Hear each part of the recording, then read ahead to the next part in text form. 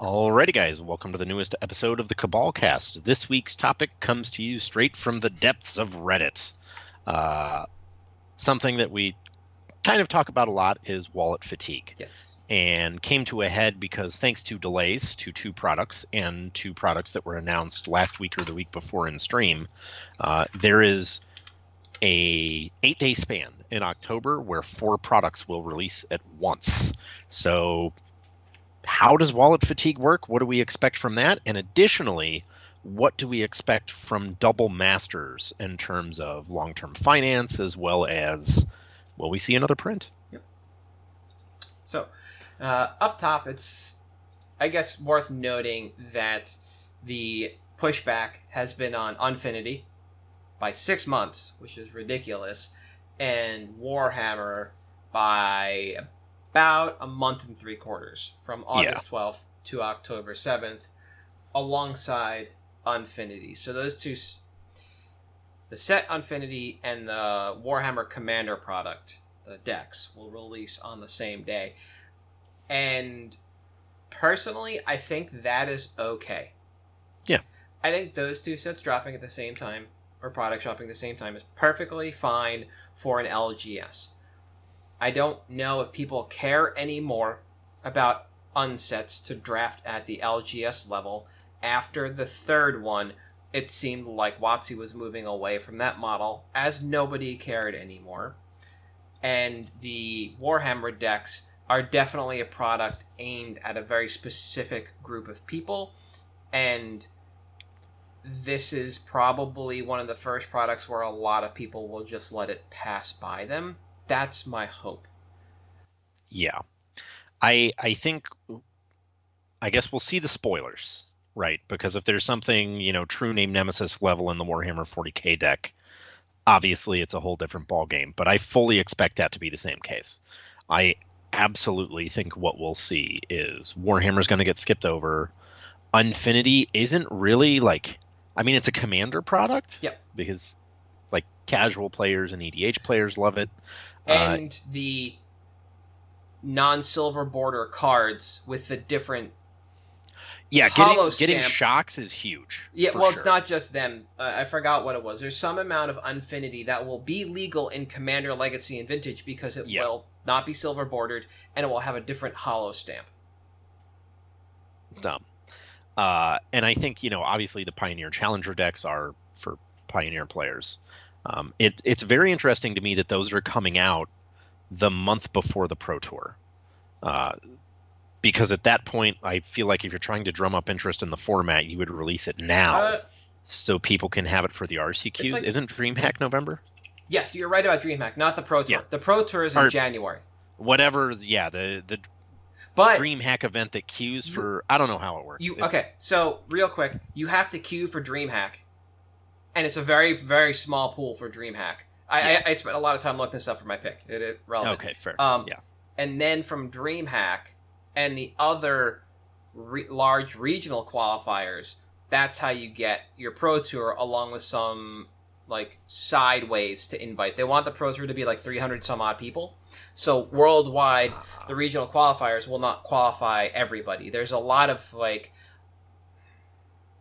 a lot is the wrong phrase here. There are a number of side channels with which you can use to make the Pro Tour, but I think it's going to be things like Moto PTQs and things like that to get you in. But to your point, this misses the mark for DreamHack and at least those side events and what seems like the majority of the RPTQ series, because those have already started. People have already started playing modern regional qualifiers for a Pioneer regionals. Yeah. Or Pioneer or what have you. I wanted to call it modern because it seems a little weird to throw that into the ecosystem. But you're right. It absolutely misses. And then the last product, also for the 14th, so a week after, this is a week after Unfinity and the Warhammer decks, is the new Game Night product that's coming out. And Game Night's an interesting one. It looks like a spin, or rather a riff, on the Explorers of Ixalan bundle, where they tried here are 4 decks, one has Time Warp, one has Galta, the other 2 don't matter. Yeah. Play them, have fun. Basically. And to either get your family together or a bunch of friends and engage with Magic in a different way than you normally would with Commander. And I expect this to also miss a number of people if it doesn't have stuff like the equivalent of Time Warp and Galta. Yeah, for sure. And I think the spoiler of it was, basically them saying, here's some new EDH commanders that you can use. And a couple of them actually look decent. But it'll be very interesting to see, what actually happens with these, because the Explorers stuff didn't actually become valuable till a while down the line. Correct. But it was not something that really sold very well. And I don't know who it's marketed to really, besides, trying to get board game people into it. Yep. This just seems like it's kind of a scattershot approach for the LGSs to offer up Magic to players that don't really play Magic the way AFR and Commander Legends Baldur's Gate were designed. Yeah. Anecdotally, while I was away this last week in New Jersey, I stopped in at an LGS, and apparently AFR was so successful for this guy because his D&D players were buying it. He was willingly buying other stores out of stock to relist on-prem, not online. That's awesome. All on-prem. Yeah.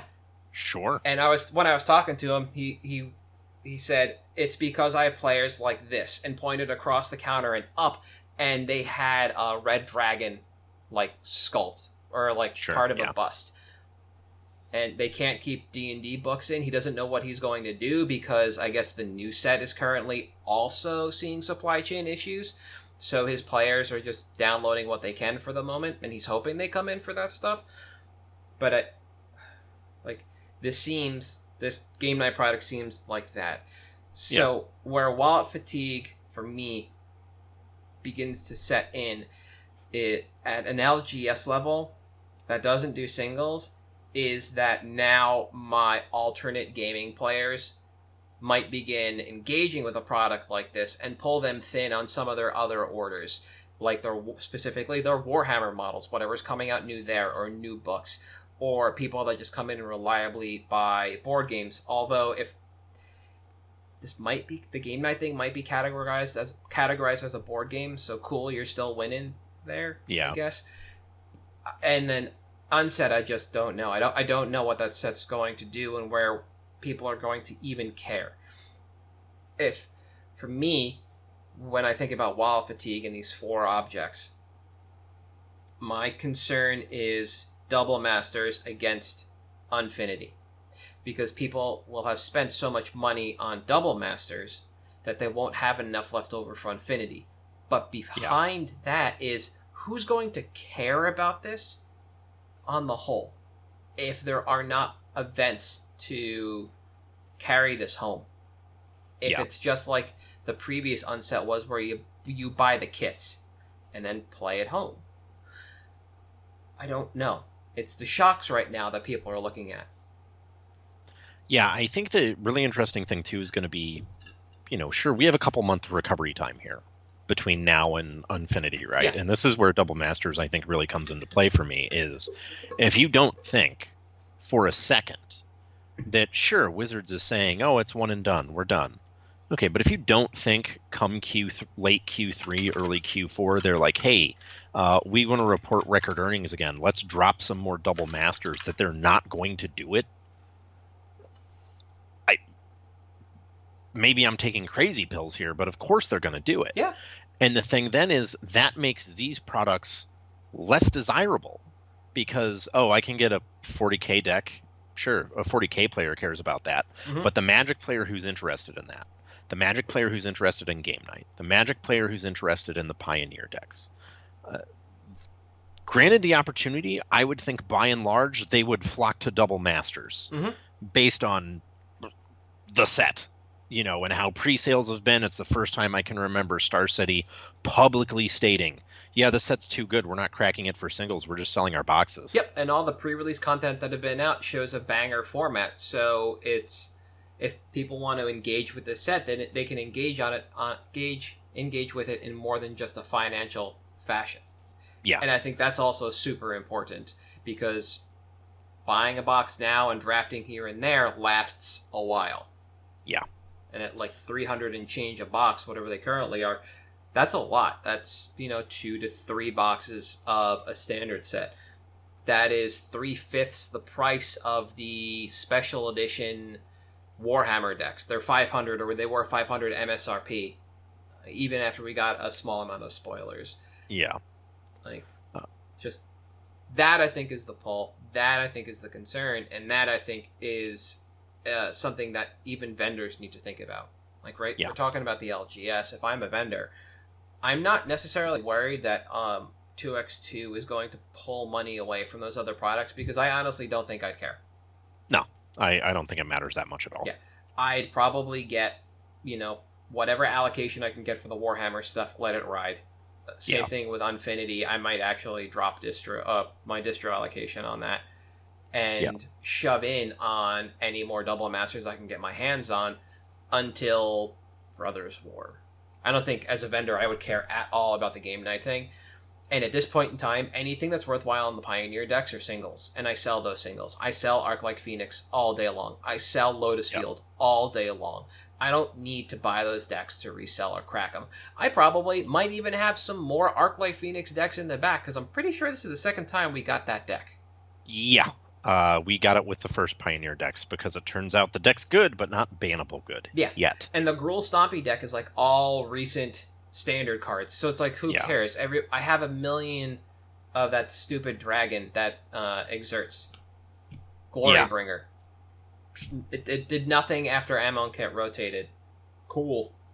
I bought him for quarters on the dollar. Like, I don't need these decks. No, and I think it's going to be, the really interesting thing is, this prompted a little bit of discussion of, which release do you prefer, the constant stream or Feast or Famine? And I prefer a set every 3 months like we had with 2 supplementals a year, but we're never going to get that again.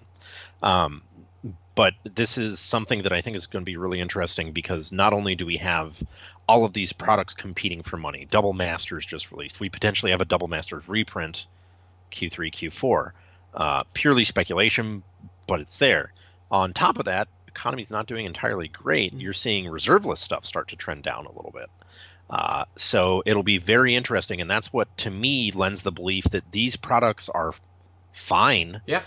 But they're not Wizard's sales goal. Wizard's sale goal is a reprint of Double Masters again. Yeah. There's also this kind of interesting thing going on with Double Masters, where people started buying into every aspect of that set on pre-release weekend, because so many stores broke street date that it felt like that was the release weekend. So people are spending an obscene amount of money when they don't have to yet, especially on singles. Yeah. And come to find out that not because of that, but because of this artificial price on a lot of 2x2 based on expected scarcity and the disappearance of sealed products to large hands to sit on, Wasteland Gaming actually came out, and this is the title of the Reddit thread. Wasteland Gaming just came out and told the Gaming Co. to hold its beer. Yeah. And basically, Wasteland Gaming, the CEO responds, and I'll put this in the notes as well, to their action, which is just this: the owner of Wasteland Gaming believes that 2x2 prices are wholly unsustainable, set by a market that is ready to prey on people looking for these reprints.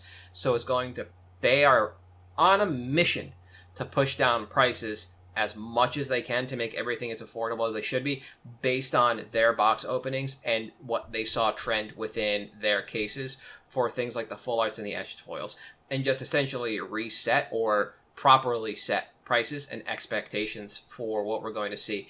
And I think that movement and that Herculean effort is also going to push a lot of people to buy more singles from this set than they might have if the etched foils or whatever remained at $500 a piece for the Eldrazi Titans.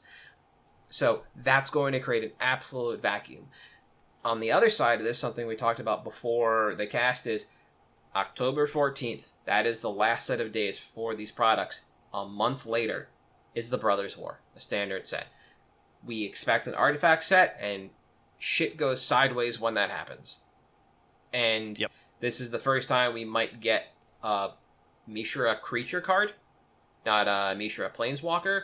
And so people are really excited and we hyped. had Mishra creature. We didn't have Mishra planeswalker. I thought, wasn't the... Oh, I'm thinking of the 5... Artificer Prodigy. Artificer Prodigy from Time Spiral. was the... Yeah. Yep, the Grixis one. And I was thinking of the un-planeswalker, where the ultimate is literally like Call WotC. Yeah. So people are going to tighten up as well and get ready for that. Wait for spoilers. By the time the Game Night and Pioneer decks drop, we should have spoilers within the next week or two. Yeah. So there might be a weird lull into a spike in that product if the Brothers War spoilers don't look great, or those products might just get forgotten because people need to tighten their purse strings on the way to this standard set. Yeah. And this is probably the weirdest part of this year that we have because of all these releases. At this point in time, where does Baldur's Gate fit? Does that ever get a chance to shine? Probably not. But then if it doesn't get a time to shine, does that then become a long-term hold? Is that something where you want these cards and you want to hold on to them because, oh, well, nobody opened this because it was so bad, and we had Double Masters right afterwards, and then we had Brothers War, and then we had all this other stuff. Because, the feedback on Baldur's Gate was it's not a good set. Yeah. But what is it we always say? There's no bad picks, just longer-term specs. That's all it is. Exactly. People would have been more apt to spend on Baldur's Gate if 2x2 wasn't as good as it is as well. Yeah. So you see that again. You see people clamping down on their purse strings because we know suggested MSRP of 2x2 for so long, and people are just thinking, well, can I spend here? Do I need to spend there? Can I spend here later? Do I need to spend further down the road? And they might have bought a little bit of product, but not as much as they normally would. Yeah. And this is absolutely the opportunity and kind of perfect storm for wallet fatigue. There are a lot of these products that are probably going to fail by our standards, but might not fail by WotC's standards.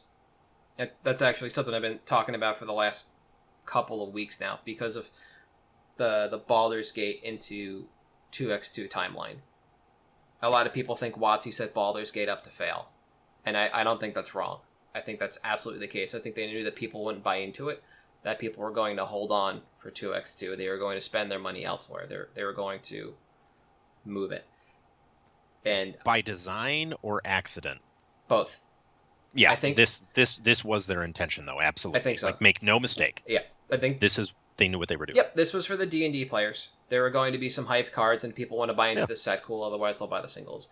But the metrics for success for a supplemental set are not the same as a standard set, and they need their standard set to just blow the doors off things. There was a graph put out by Wolf of Tin Street mid last week that showed sales of standard sets against 2x2, and 2x2 was an order of magnitude larger already in terms of sealed product when you aggregate everything. Like 1 million versus 100,000 kind of stuff. Yeah. Or a couple 100,000. It was not close at all. Yeah. And that wallet fatigue into tightening up, into knowing where you're going to spend your money, and it's just this confluence of the end of the year that we knew was coming. Yeah. I don't think this is a sustainable pace. I think they know that. And the other thing that's kind of bewildering is Unfinity was moved from April to October. That's 6 months out. So 6 months ago, they knew they had to move a set. And they decided to move that. Well, they just announced. The entire reason we did this right now is because this announcement about the Warhammer 40k change came, I don't know, a couple weeks ago, like 2 or 3. Yeah, somewhere around there. Yeah. Like, they knew this was going to happen. Yeah. They knew. So they just picked another time to let the set fail silently. Where people are... Yeah, exactly. Where people can let the wallet fatigue really set in. And let sets pass them by. Yep. Not everybody needs to buy everything. That's fine. And sometimes you can just close your wallet. Be Yeah. A-okay. The only benefit to all of this is that Wasteland Gaming, the Gaming Co., and a handful of other larger vendors will see you through.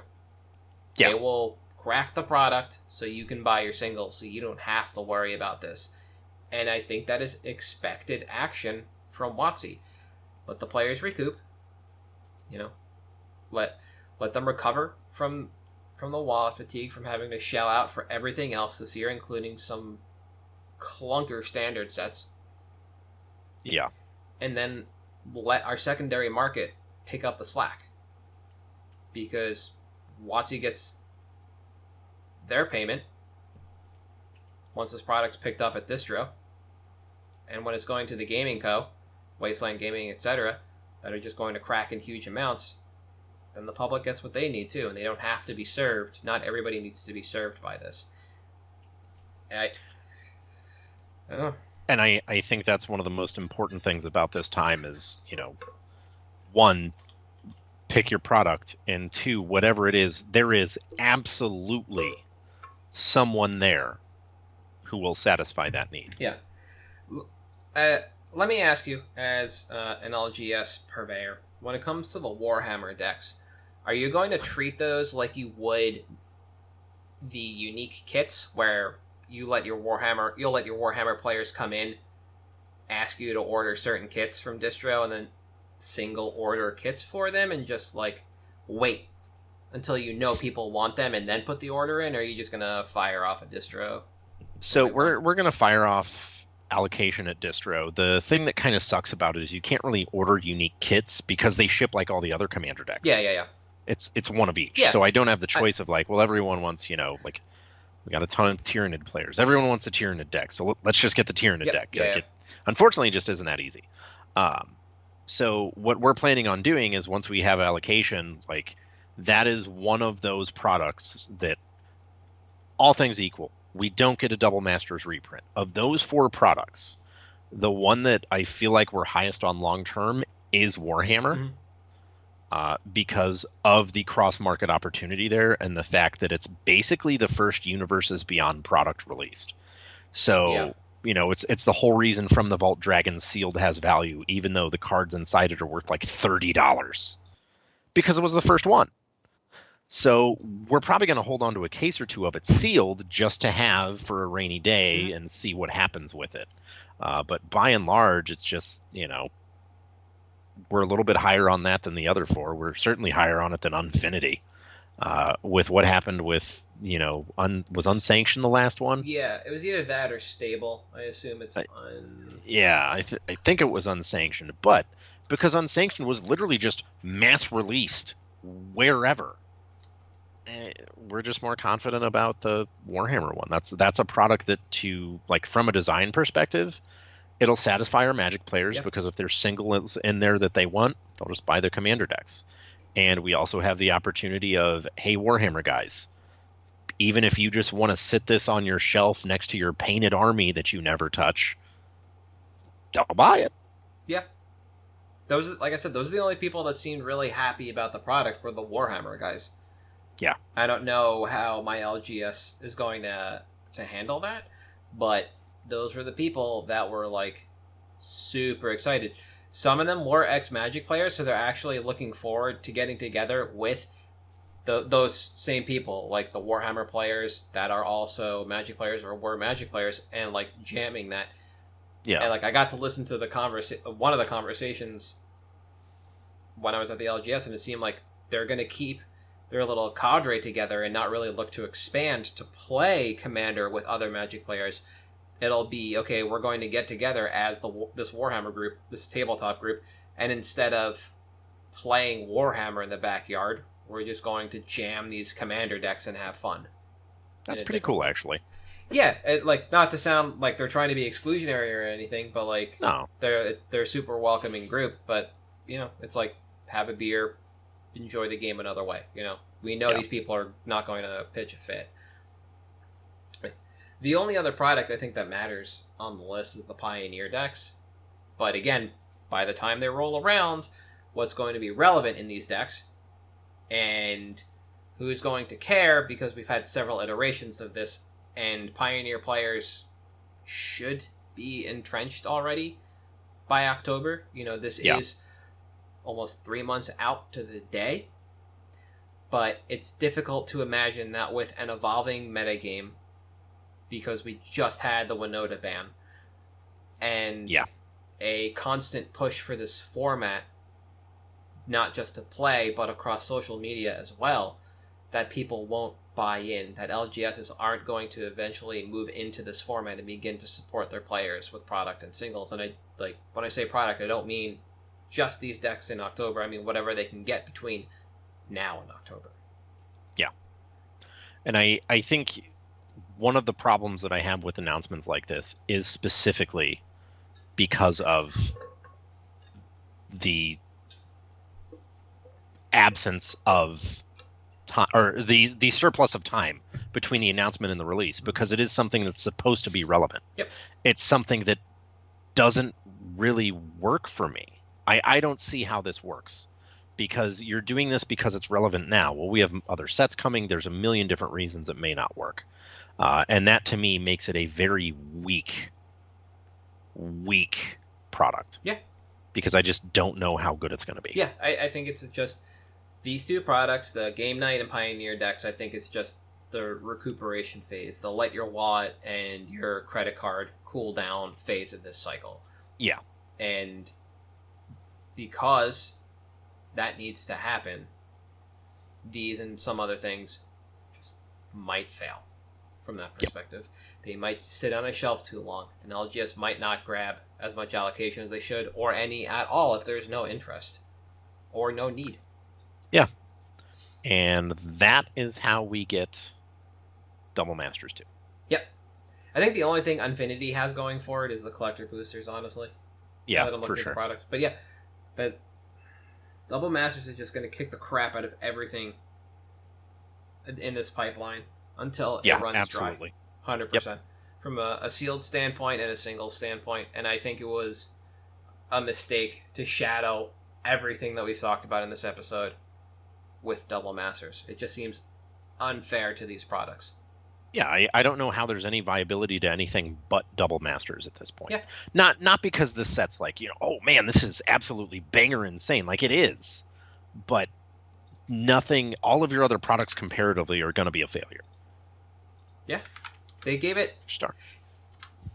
The experiment this summer of let us change the release schedule, push back the standard set to early fall, because standard sets in the summer traditionally fail, which is fine.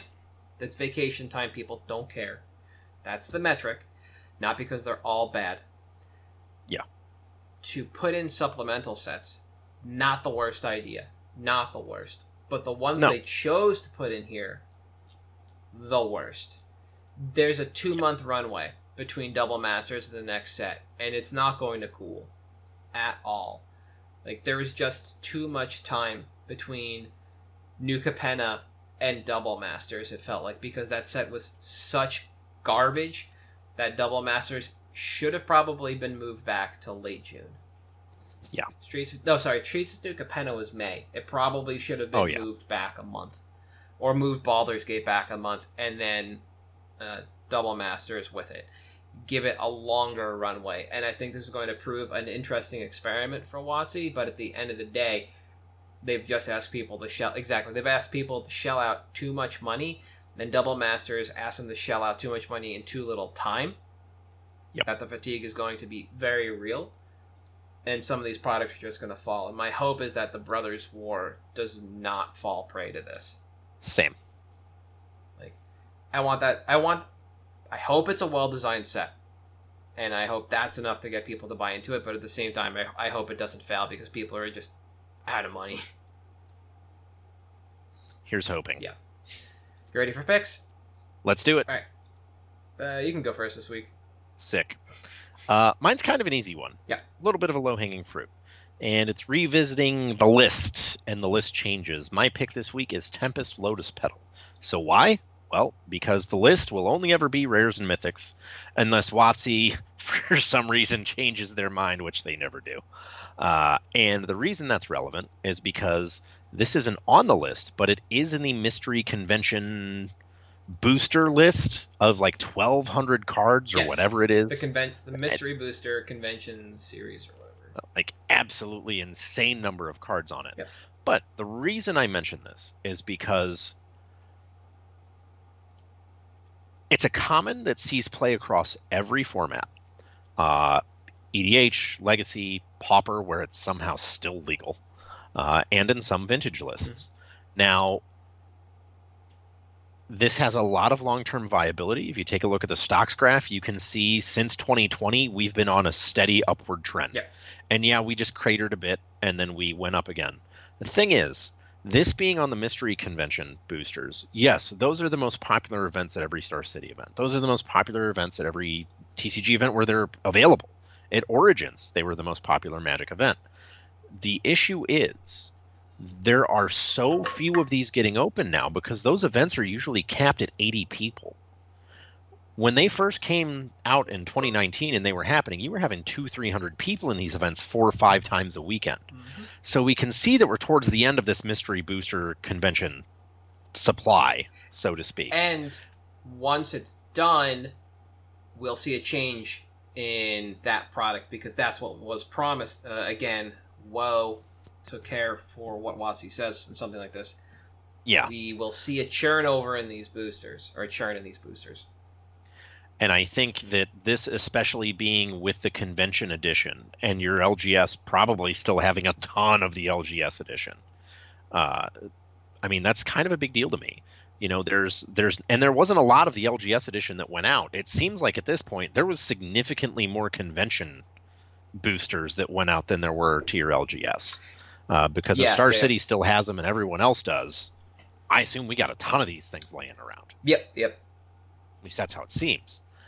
And that's just, you know, I think it's a good card for long-term hold. Mm-hmm. But I think in terms of buy list quantity, everything, actual timeline on this, economy does a little bit of funny things here. So we may be looking at a little bit longer of a turnaround. I would expect, if you take a look historically, we had a crater in October of 2021, and then we had up 70% from there the following March. So if we just take into account that we just hit a crater, we're looking at about 7 months. Guess what? Yeah. It's July, almost October. Well, that's 3 months earlier. You know what's before March? Tax season, which is when things surge naturally anyways. Hopefully that's still the case. Mm-hmm. But I would expect early spring 2023 is when you'd be able to out this with a buy list profit. And in the meantime, even picking it up now at retail in the $10 to $12 range, I still think you're fine in 6 to 9 months to be able to profitably out this in a trade, worst case scenario. As far as depth, I mean, this is one of those things that I will take as many as you'll give me. If I can have a stack of 100 Lotus Petals, I'll take it. Mm-hmm. You know, I don't think there is a quantity amount that I am uncomfortable having of this card, because it's a card that not only does it have like liquidity here, but it's something that internationally, occasionally you'll see a Japanese or a European buy list be at like $12 on this card out of nowhere. When Galactus was at Richmond, it was their first event stateside in 2 or 3 years. Lotus Petal was on their hot list at one point for $15. So you've got that out as well available to you. So I don't think there's a quantity. Conservatively, I'd probably sit at like 16 to 20, 4 to 5 play sets. Probably 20 because this is a card I want in multiples of 5 for your EDH set as well as your constructed players, just to have it available. Yep. I think there's a couple interesting points to make here. One is clarifying.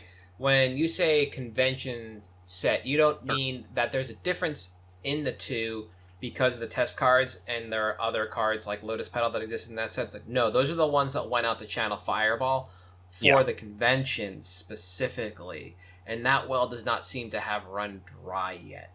The TOs still seem to have their copies, but the LGSs, their well seems to be dry. Yeah, So exactly. And it's if the largest quantity available is still at conventions, which are happening again, and we've seen a price dip on this. Those are happening, and eventually it's going to dry up, probably sooner than later at this rate, but just based on the amount of people they're taking yeah. for these So events. that's a clarifying point, just for anybody who Yep. was like, "But wait, why?" So that, Yeah. one, two, we to talk about the dip that we just saw. We're looking. I'm going to zoom in on stocks, and it seems a lot flatter than it is. But the real dip happens in the middle of June, and I think that's somewhere around the time where Double Masters had been spoiled enough, where people thought this might have been crunched into the set. Yep. And so some people might have emergency shoved out. So I would kind of take that dip with a grain of salt and just run and wait on it. Then the last point about this card that I think is kind of interesting is when we're looking at something like this, and you mention the formats it's playable in, and you think, oh, well, Commander players are going to love this card. Some are, some won't. Some have utility for it, some don't.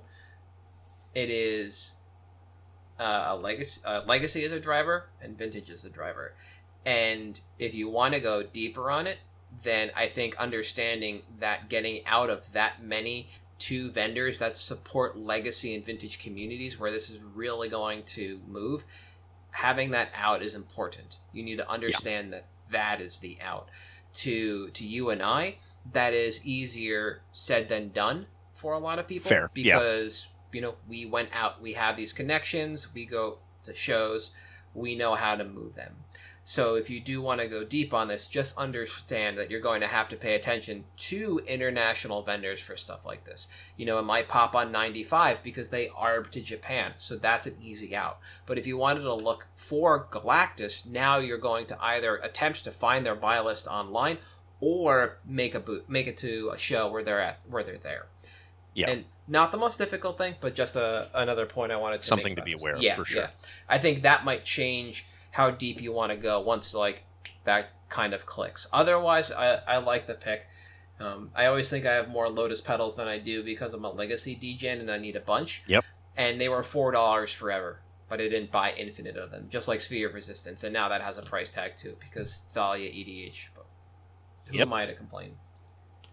But my pick, also an artifact, not an EDH card, Torrential Gearhulk.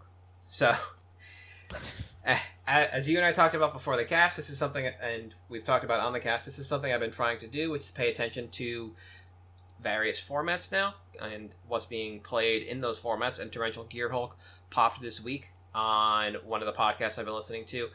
I don't remember the name. It's basically just two curmudgeons talk magic. Ross Miriam and is it Tannen Grace, their podcast? Yeah. They talked about it in the Pioneer format, but it did not hit on MTG Grindcast, who did an episode dedicated to Pioneer this week. So it was a little interesting to hear that those two Star City grinders hit on this card and a change in the format, while Grindcast and those two Star City grinders did not. They kind of went in a different direction with their Pioneer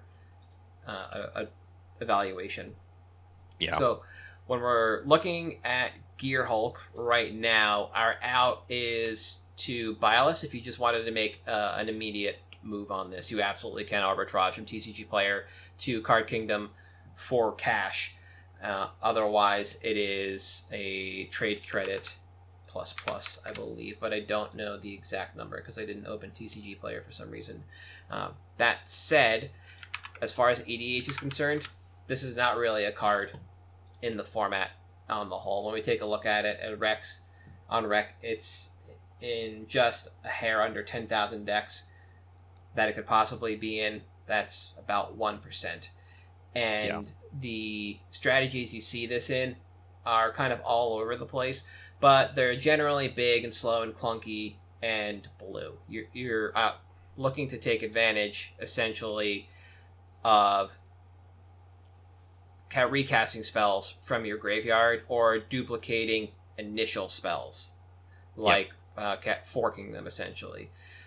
Or taking advantage of the Gearhulk trigger. So duplicating it with something like Panharmonicon, right? So, again, insofar as the commander is concerned, this is a slower, less aggressive Snapcaster Mage, and thus a more casual solution and or value engine. It doesn't go into every deck, but it definitely has its uses, like Noxious Gearhulk. The look, however, as I said, is Pioneer now that the format is shifting. We are seeing Dimir control, Jeskai decks of various flavors, and Azor control decks pop up, taking advantage of Torrential Gearhulk. These are control decks that could help define the format and finally become a pillar, cementing both control as a strategy and Torrential Gearhulk as a premier piece of the deck and the finisher. Because if you take a look at the base Dimir deck on MTG Decks, because meta doesn't quite have a breakdown for this yet, since it's kind of wonky how it does things. It's one Gearhulk and one Hullbreaker Horror, and that's it. That's your threat base in blue-black control. That's the primary home for this. Jeskai, however, plays a little differently. I like what it does. That might be the deck in the future, but not right now.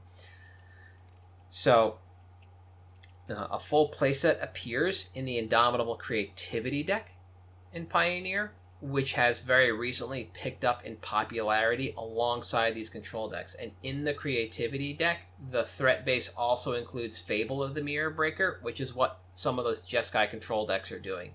Duplicating Torrential Gearhulk. Something I call that about DDH. There's a similarity here, which is kind of interesting. So again, this presents an opportunity for a new deck to cement itself as a or the premier tempo deck within the format. Is a Indomitable Creativity. This, though, seems more like a long shot, as there are a number of decks that can play a tempo-based game, have existed within the format for some time, and perform fairly well. So competition is pretty stiff for this tempo pillar, as I'll call it here. Now, as far as the timeline is concerned, with regionals and the Pro Tour looming, which is the part of my research that I mentioned earlier, and with Pioneer as the highlighted format for all this, my expectation is that we'll see movement on this card in the next 2 to 3 months, with expected exit points both prior to and after the Pro Tour. This is, however, all propped up on the idea that control finds its footing in Pioneer and performs well. But I do have a lot of faith in that after the recent bannings. Yeah. And all of that and why control is in a good spot is something you can pick up from the Ross Marion podcast that I mentioned earlier, whose name I forgot to write down. They basically just detail everything between Dimir control and Azor control, the Wandering Emperor, the difference between the two decks. I think they like Azor more because of the Wandering Emperor and how broken that card is, but the strategies are very much aligned on what they do. It really depends on, this is what we're seeing a lot in Pioneer, what the Rakdos deck does. I'm pretty sure I called that out a couple weeks ago. There are a number of ways to build the Rakdos deck right now. Yep. It's the premier mid-range deck, and depending on that, will determine whether or not the White Splash or the Black Splash is going to be better in Pioneer on the whole right now. I think both decks are holding down the Phoenix matchup and Mono Green fairly well, so it really just depends on that little bit of the format to settle in. I think the reprint equity is very low on this card. Gearhulks are tied by story to Kaladesh, thus it would most likely be in a commander product like the other Gearhulks. And I say that and caveat it with this is the only Gearhulk without a commander reprint. The other 4 have been reprinted in commander at least once. So I don't want to say that's looming, but that does seem to be the next place we're going to see it. And whether it comes out in the Warhammer stuff or not, I don't think it's going to impact the price, but that would be the next most likely location for this.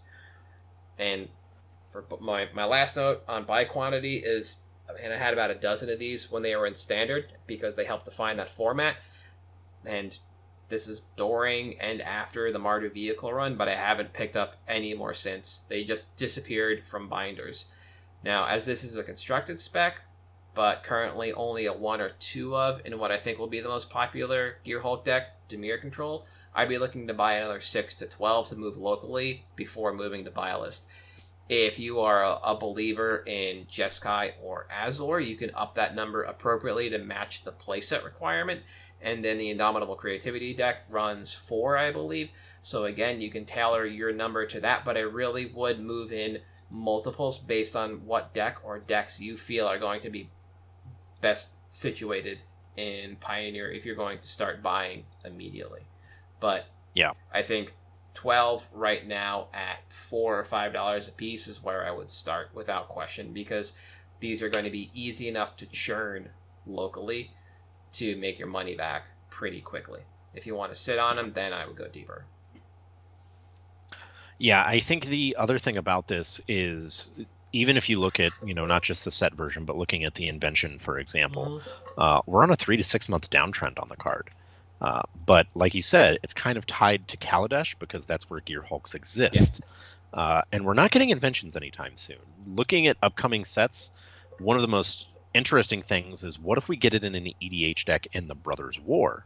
Okay. I still think that's fine, because it's going to be, again, based on the time it's releasing, if we get a Double Masters reprint, going back to the horse we've been beating, all of a sudden that becomes unimportant. Yeah. It just doesn't impact the reprint viability of it. And I don't think we see it in Brothers War. Yeah. I think we'll get a bunch of reprints from like old Porter sets.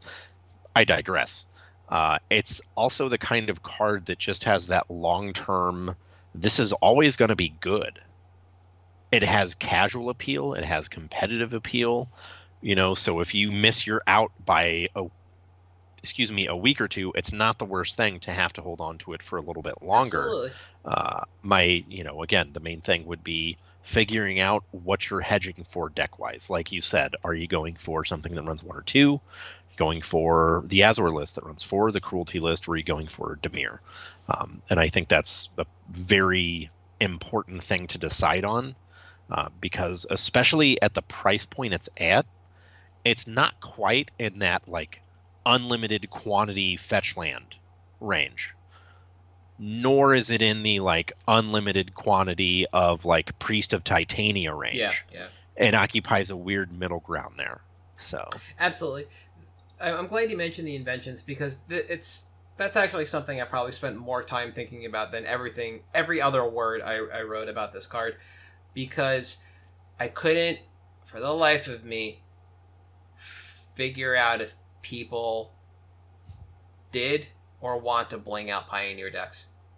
Yeah, I know 2 people that do, but they did it back when Pioneer was announced because they were excited for a new format. And I haven't really seen any events at locals or anywhere where that's a thing. Seeing that on camera will push people to buy it that are already into Pioneer, seeing it at a larger stage, the rest of the pimp, or now know that pimping Pioneer is viable. They found the deck they like. The format's in a good enough spot. Let's do this kind of thing. And if I was more confident that would happen, I would have had some notes about the Masterpiece. But I spent a lot of time wondering about that, and I couldn't really find anything good about it. And you can't rely on what's going on Moto, because at this point in time, you can just pay $25 and play whatever you want. I think we're still in that timeline. Yep. So that skews everything right now. If you're lucky enough to have one of these inventions, or you want to pick up a couple of them for $70, this card is just in a tumble after it spiked up from 50. We might get really close to that 50 again before people start recognizing this is a playable card in the format. As Control takes off. Dig it out. Buy 1 or 2 if you have the funds instead of the regular ones. And I think that's fine too. It's just difficult for me to want to really put a lot of faith in my messaging of buy as many, spend the $200, buy the playset. The playset, I can't in good faith say that without being able to identify the fact that people do want to pimp Pioneer, and that the invention is the way to go over the set foil. Yeah. So that's all I got to say about that. But we will be back next week with another episode of MTG Cabalcast. Until then, though, you can find us on Facebook, YouTube, Patreon, wherever you can listen to a podcast. We are at MTG Cabalcast on Twitter if you'd like to reach out to us. I am at Halt, I am Reptar on Twitter. You are at Thirsty Sizzler. And we'll see you next week.